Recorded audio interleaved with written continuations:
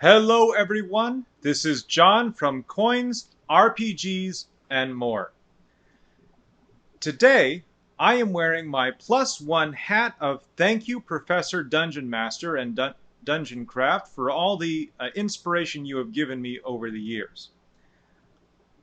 Our topic for today is the comic Prince Valiant, as well as its derivatives. It came to my attention that I neglected to actually talk about what Prince Valiant is when I was introducing the role-playing game. So this is essentially a video about what is Prince Valiant and why should you care.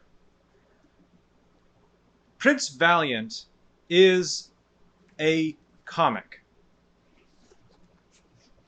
It is a comic that will appear in some editions of the Sunday newspaper, and it was originally started in 1937. The author and illustrator at that time, to my knowledge, was Hal Foster, or Harold R. Foster, if you will, and it was produced as panels for Sunday newspapers. What it does is it tells the story of the titular character of Prince Valiant, who is a young man, and he is growing into adulthood. He's growing into the world. It starts as a coming of age story. Valiant, often referred to as Val, is the son of the king of Thule. But the first panel of the comic, the very first introduction we have to this setting, reads, "Down to the coast, riding hard, comes the king of Thule, hotly pursued by his merciless enemies." So, Valiant is a prince. But the moment that we meet him is the moment when he, his father, his mother, and their few remaining retainers are fleeing for their lives from their castle after it had been taken over by a merciless enemy. They end up climbing onto a fisherman's boat and sailing across the channel. At the time, we don't know what channel this is. We just know it's a body of water. What we later discover as the story goes on is that they have come to a corner of England. And eventually, Valiant will, through his various adventures, meet up with the Knights of the Round Table. Because aside from being a story about Prince Valiant, this is also a Arthurian legend, or a story about King Arthur, Camelot. Sir Gawain features rather prominently in Prince Valiant, as does King Arthur himself, Guinevere, Lancelot, Merlin, and many other figures whose names you're already going to be familiar with from the Arthurian legends. And if you're not, let me know and I can do a separate video about what are the Arthurian legends. They're something that is near and dear to my heart. So that's the quick synopsis of what Prince Valiant is. It's the adventures of this young man as he grows into adulthood in this dangerous, violent world of early medieval Europe, especially early medieval Britain. But that's kind of where it brushes this. But the world of Prince Valiant is not the Europe that our history books told us. Obviously, because King Arthur is real and is the ruler of England. But more importantly, there's a lot of other differences to how Europe exists in this story. I'm not going to go into the nitty-gritty details of exactly what's different, but just understand that the world is very different. It's not the same. You're going to run into correlations between various peoples and the countries that they come from. But just because they're similar does not mean that they're the same. And the one thing that you should also know is, because this story started in 1937, the views that are told by the author and shown reflect the views of that time. They reflect the knowledge of history of that time. There are certain things that the author gets right and that come across really well. One of the things that the author does really well is illustrate the vibrancy of that world. Now, a lot of times we are used to seeing the medieval times in modern days depicted as kind of dark and dingy and dirty. Their movie producers love to make a point about how dirty the medieval times were, or the Dark Ages were. And there's meant a lot of browns and muted tones, except for, pieces of the hero when they want the hero to stand out and not be a gritty hero. Well, in Prince Valiant, in this comic, characters are wearing bright colors. Characters are dressed in fine and fancy clothing. It's all roughly period appropriate to what was known at the time, to what people were wearing. The author actually did a lot of research. And it shows in the illustrations of Prince Valiant. It shows in the presentation of the clothing of a lot of the Britain-focused characters. Now, what is odd and different, but also reflective of the kind of story that is being told, is that the cultures from places like Scandinavia, or roughly analogous to Scandinavia, they tend to be wearing a lot of fur. And they even have, Viking-like people with horned helmets in some places. And not always, they don't always have those strange anachronisms in there. It's something that is used as stylistic choices. Most of the armor and weapons presented here are actually very close to what we now know was really used at the time. And they're pretty accurate. So I can kind of give a pass in a sense of artistic license and freedom for some of this stuff. I'm not a historian. I'm not trying to be. I just find it fun, and I really enjoy the attempt at authenticity, which helps me kind of immerse myself into the world a little bit better. But that's a basic overview of what you're looking at here when you look at this stuff. You're going to see a lot of bright art that the author and artist put together. So that's what Prince Valiant is. Why should you care? Why should I care about a comic that was drawn in the 1930s? Because Prince Valiant is a story that was told by the author over 46 or more years. Think about that. 46 years of continuous storytelling. As you learn the characters, as you watch the characters grow, you watch Prince Valiant grow up from this callow, impetuous youth who is filled with a sense of his own importance into someone who can be called and call himself with humbleness a knight of the Round Table. You watch him grow up. You watch him fall in love. You read about him starting a family, all during these adventures of going to crazy places. He He travels throughout Europe. He travels through northern Africa. He goes to Greece for a time. He actually also ends up in North America, in the New World, for a time.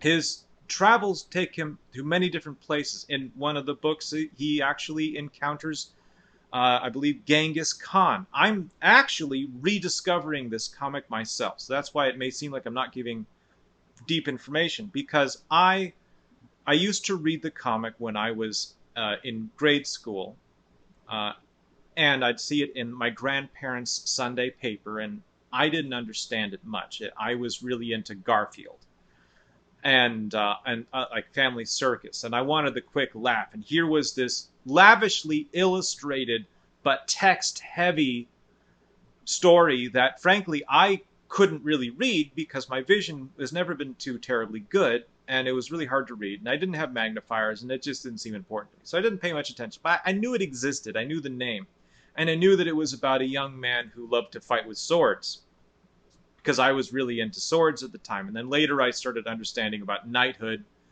and King Arthur and what that was. And so it's been on my radar for a long time, but I confess, I've never actually read it in depth, especially from the beginning. So recently, I've actually picked up this volume of the beginning of Prince Valiant, as well as the first 40 books of this series, to kind of take me into the beginning of the story. Now,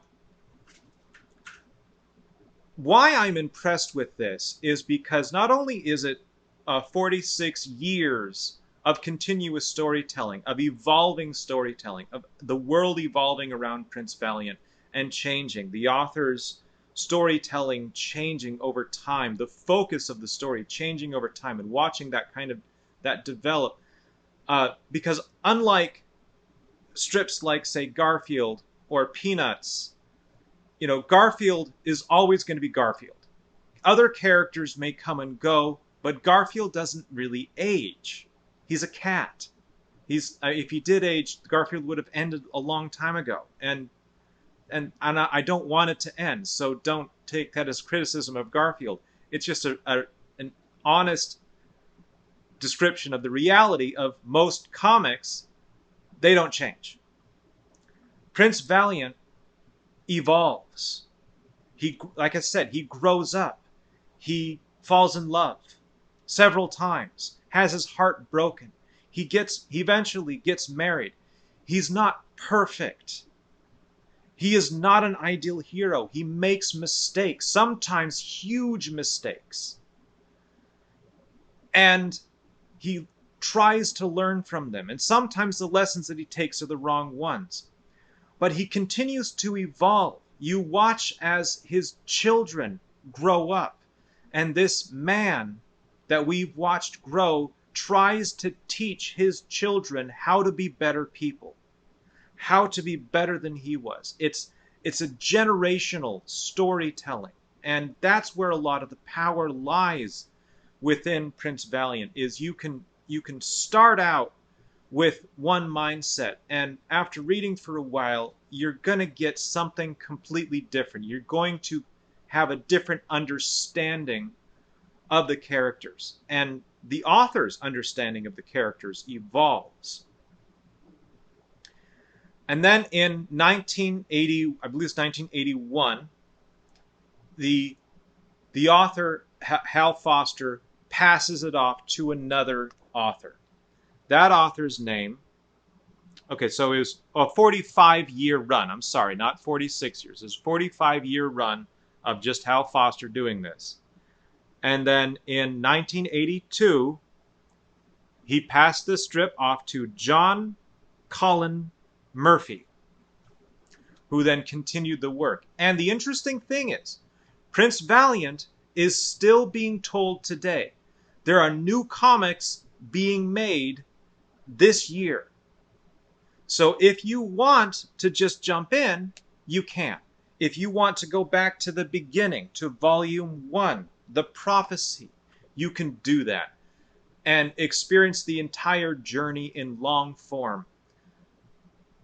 So that's what Prince Valiant is. That's why I feel you should be interested in it.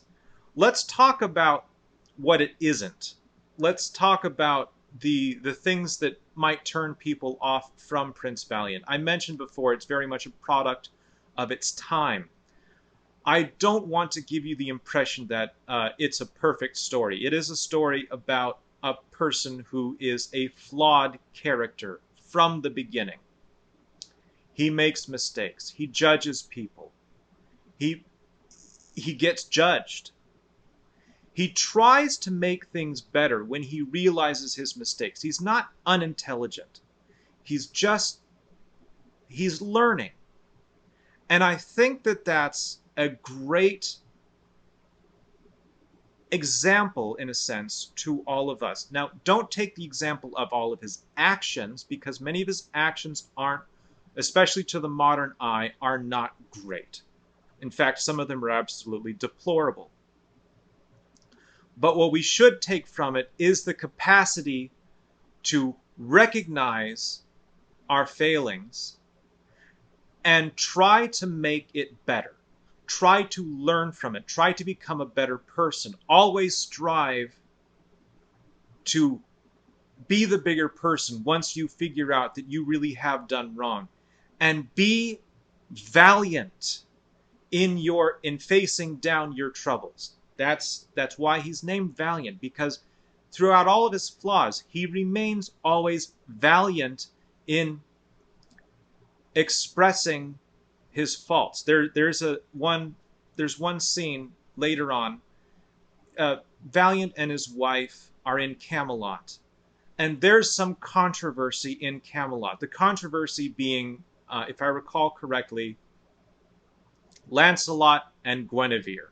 And if you're not familiar with the Lancelot and Guinevere story, there's a lot I can talk about just on that. But let's suffice to say that Lancelot is the best knight in King Arthur's court, and Guinevere is the queen of Camelot, and they have a torrid love affair that's kind of a secret.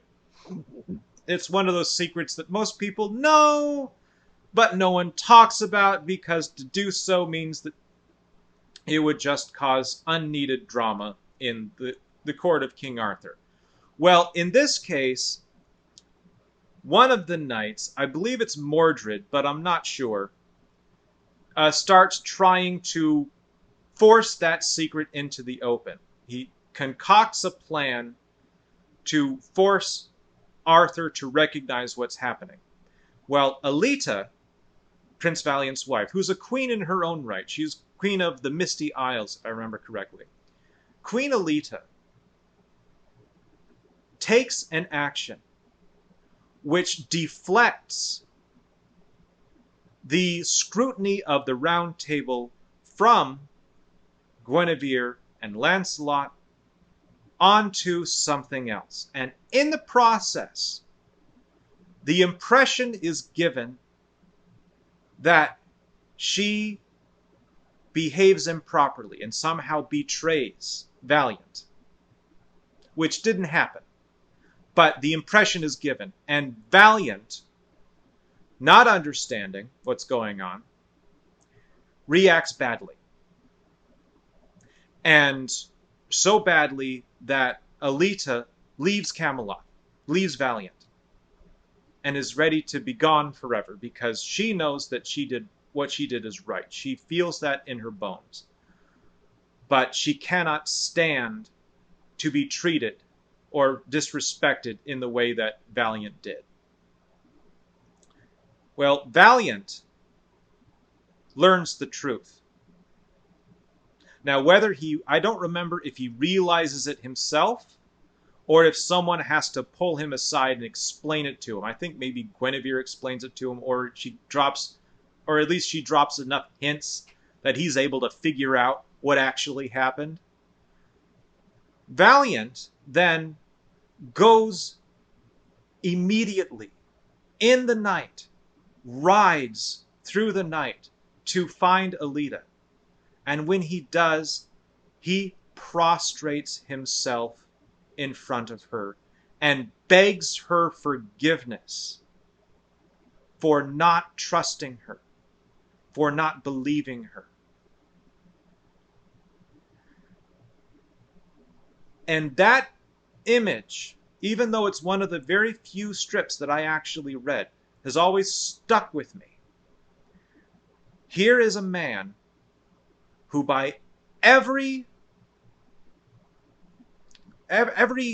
prospect of his day and age, would have every right to be angry and stay angry, and no one would blame him. Not a single member of the Round Table would blame him. In fact, some of them would probably ridicule him for taking his wife back or prostrating himself in front of his wife in the first place. Because how dare a valiant knight actually, remain subservient to a woman? That's not really a view that's promoted by the comic. That is not promoted, obviously, by the telling of the story.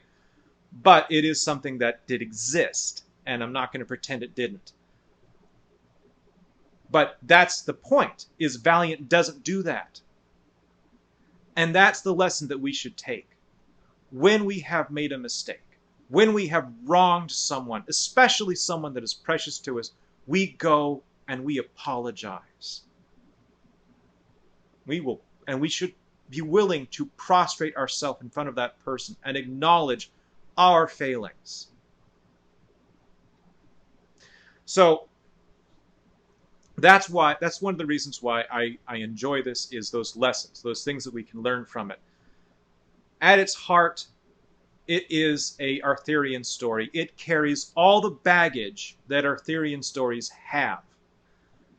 It is very much centered on it's written by a man. It's written generally to appeal mostly to men and being valiant and brave and raising your sword up high and stuff. That's not to say that they don't have very thoughtful things.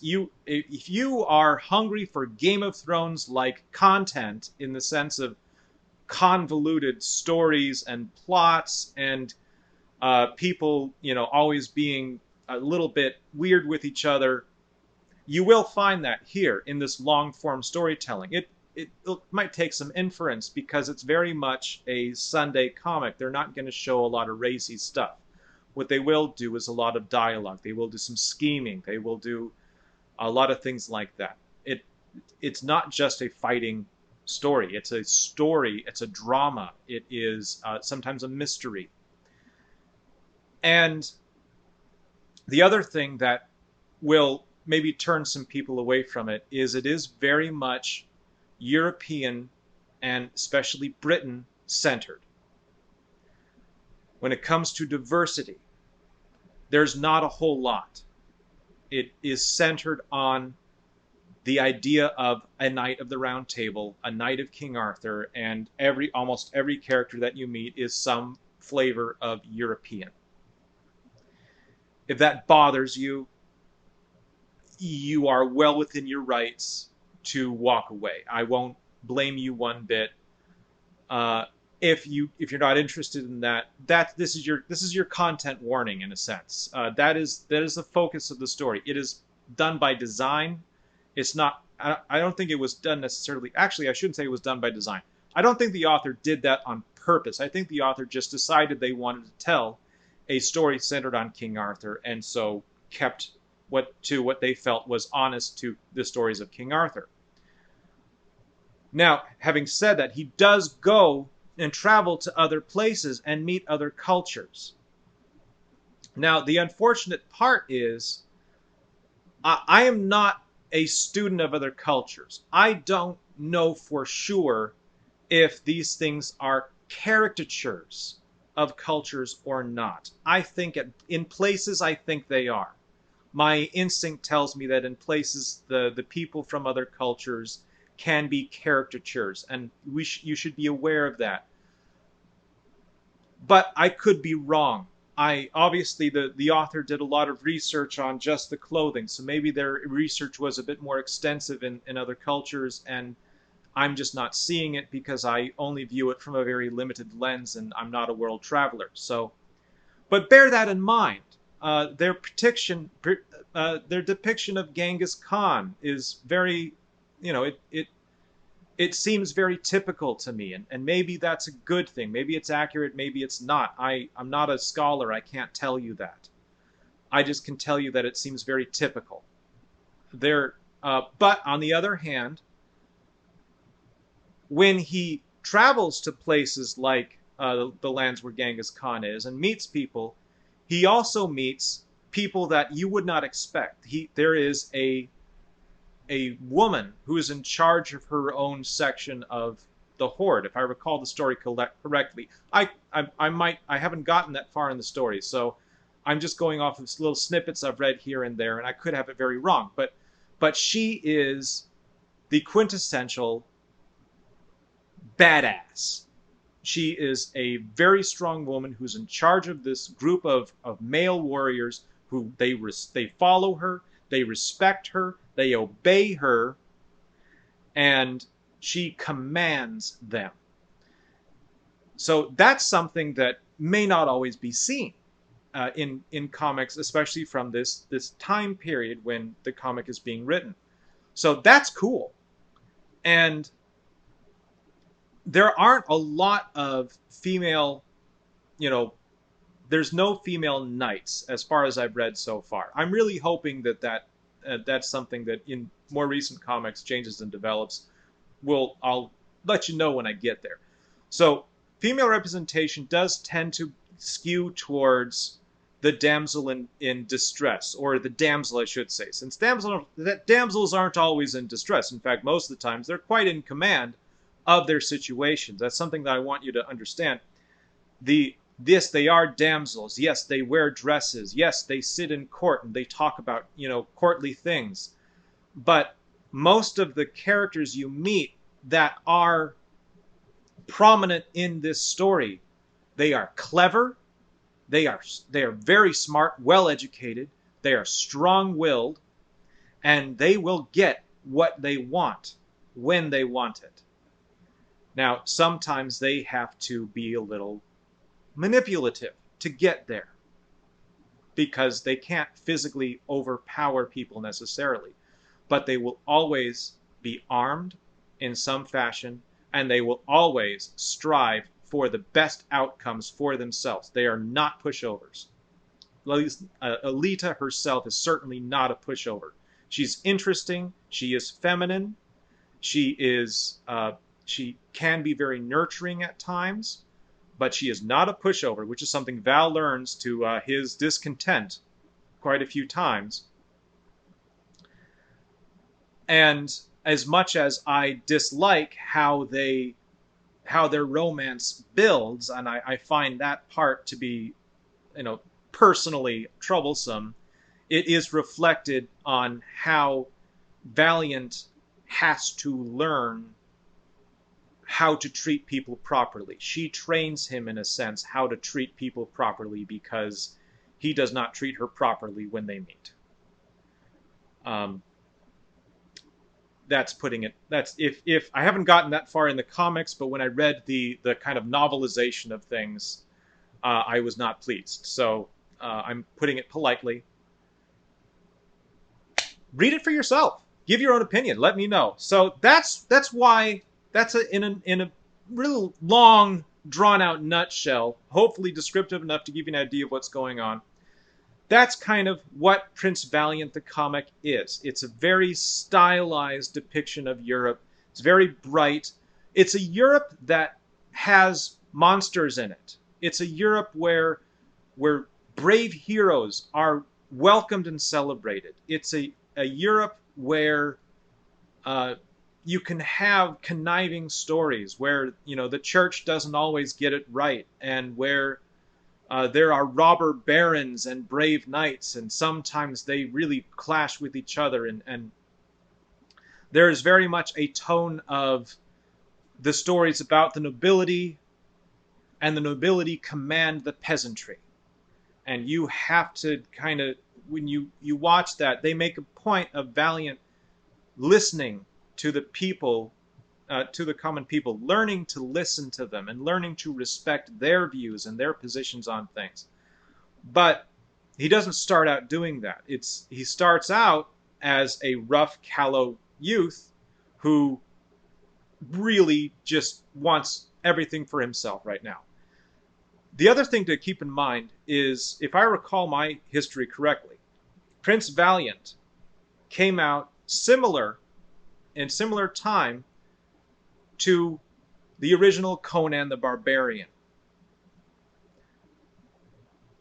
The stories are very different, where Conan is very grim and morose, with giant mirths and giant, giant angers, and kind of very kind of grim character who fights a lot and doesn't care what people think.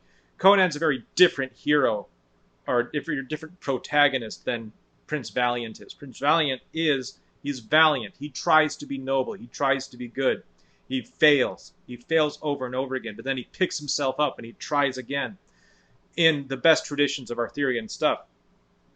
But keep that in mind, that these are contemporaries. These are things. So you're going to get what was in taste, in vogue at the time. So you're going to get a dragon, and the dragon's really this massive crocodile that's so huge that it could never exist in our actual world.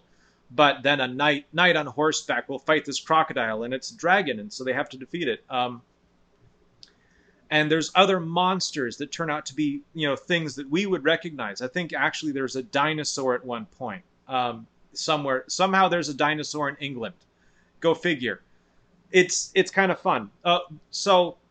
But keep that kind of stuff in mind. You're going to see a lot of stuff, especially at the beginning. As it moves on, it gets more into the politics and the social stories that are being told. But in the beginning, it's very much an adventure story. So what else exists there for Prince Valiant? So it exists in many different forms. These are the particular ones that I collect because they come out as slightly larger print, and I'm able to read them. They're by Fantagraphics Books. I don't know if they're currently being sold still, if they're still in print. I got this one and the other first 40 volumes on eBay on a lot, so I can't tell you if you can still buy these at the store. But there are novelizations of Prince Valiant that were done. They're interesting. If you just want to read, you don't want to look at the pictures, you can get very basic story from that. There's a movie that was done for Prince Valiant. It's very much, I want to say, I think it was done in the 60s or 70s. I'll have to double check that. It's a movie that focuses on the struggle between Christianity and paganism, which is not necessarily a theme of Prince Valiant as far as I've been able to tell, but the movie chose to focus on that, and they made this big point of Valiant being a Christian knight who's attempting to regain his father's kingdom, which is a plot point of the Prince Valiant story. He does actually fight to regain his father's kingdom and make his father king of Thule once again. But they really put it as a Christians versus pagans mindset. So I would watch it for the sake of it's a Prince Valiant thing. It's kind of fun. If you enjoy that, if you enjoy like seeing every depiction of Valiant, then go for it. But know that it's probably not the most accurate to the comic itself. It's just a fun story. The other thing that exists is there is an animated cartoon series for Prince Valiant that I have watched the entire thing. I've watched that whole deal. It is 60-some episodes long. That was one of my shelter-in-place / quarantine activities, was watching that whole thing because I needed something positive and just silly positive in my life at the time. It's really kind of neat. It changes a lot of the beginning story. It keeps the initial themes the same, but the idea of Valiant searching for Camelot. But instead of him getting the prophecy that he's going to find Camelot from an old woman who is trying to curse him because he hurt her son when he thought her son was a monster. And instead it turns it into a dream that he has while he's asleep in his parents' in the the house that his parents had built on this island in the middle of the swamps of Britain. Somehow Britain has a swamp that looks eerily like, the rainforest. I'm not quite sure how that works, but it's fantasy. Go for it, right? And he quickly meets up with a young man named Arn, who in the comics, Arn is the name of Valiant's son.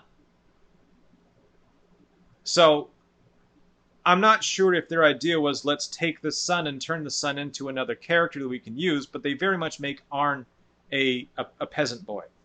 So it's kind of weird. It's different. Take it as a different story, as a different version of the same story, if you will. Kind of like how Game of Thrones the books and Game of Thrones the TV series. They're really they're different stories. Don't read Prince Valiant the comic, the cartoon series is a different retelling using similar characters to Prince Valiant the comic.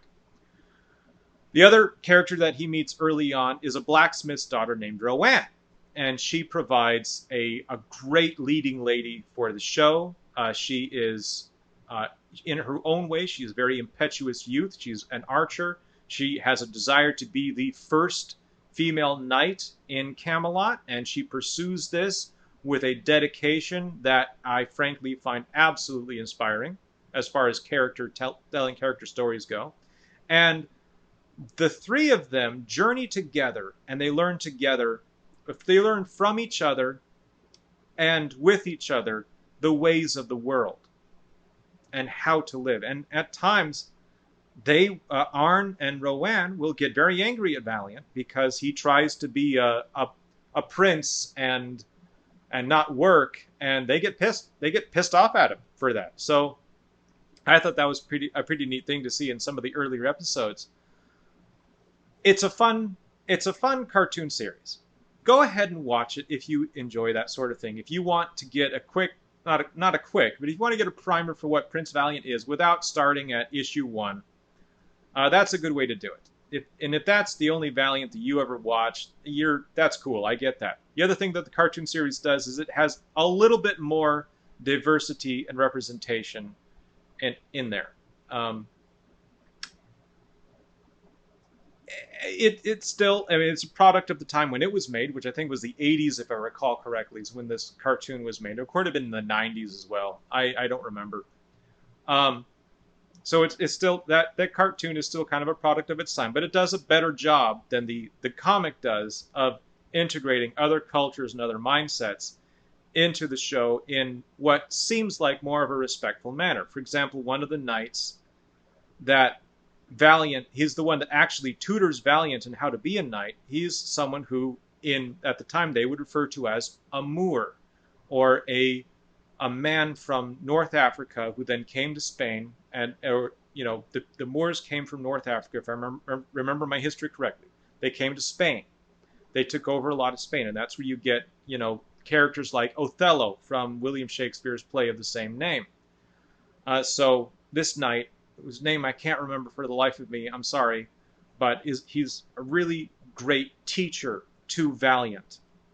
He shows Valiant a lot of what it takes to be a knight, with the help of Sir Gawain along the way, because Sir Gawain offers comic relief.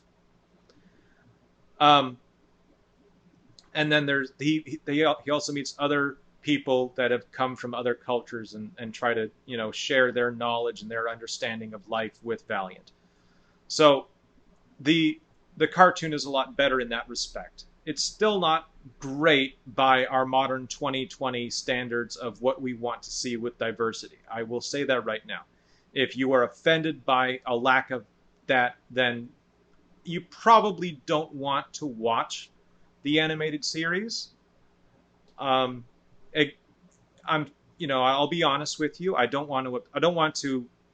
not want people to go in there not knowing what they're going to get and then getting upset. Watch it if you want to see brave knights and youths doing brave things and having adventures in the court of King Arthur. If you want a morality tale about diversity and you want it now, This is not the place to find this. What Valiant does is it tells Valiant stories about a young man trying to be a knight. If that's what you want, then you're good. You're going to be catered to. If what you want is a harsh critique of the morality of the medieval ages and a someone trying to present modern ideals, you won't find that. Don't go looking for it, please. Respect. I say this because I want people to understand that what this is and what it isn't. So, thank you for listening to me this long. I know this has been a bit of a ramble. I'm passionate about this topic. I could talk for longer, but I think this video is long enough. That's kind of in as much as a nutshell as I can put it, as I can condense almost I just want to say 90 years of comic into just, around a half an hour. This is more than a half an hour, but you get my gist. It's a hard task, and to present it in a comfortable conversational manner is even harder. I hope you're able to get something from this. I hope you're able to get a greater understanding of what this is, and maybe even grab the comic and give it a read. Give it, watch the cartoon. See if it's something that you like. Maybe you'll surprise yourself and you'll actually enjoy it. Maybe you won't. And that's fine. I really appreciate you staying with me this long. Thank you so much. Please, if you enjoyed this and you would like to see more stuff about Prince Valiant or about Arthurian legends, go ahead and like it and leave a comment and let me know what you would like to see. And I'll do my best to cater to the desires of people that actually watch the show and stick with me this long through this much of a ramble. You'll get what you want as much as I can do. Again, thank you very much. I hope you all have a wonderful day, and peace be with you. Bye-bye.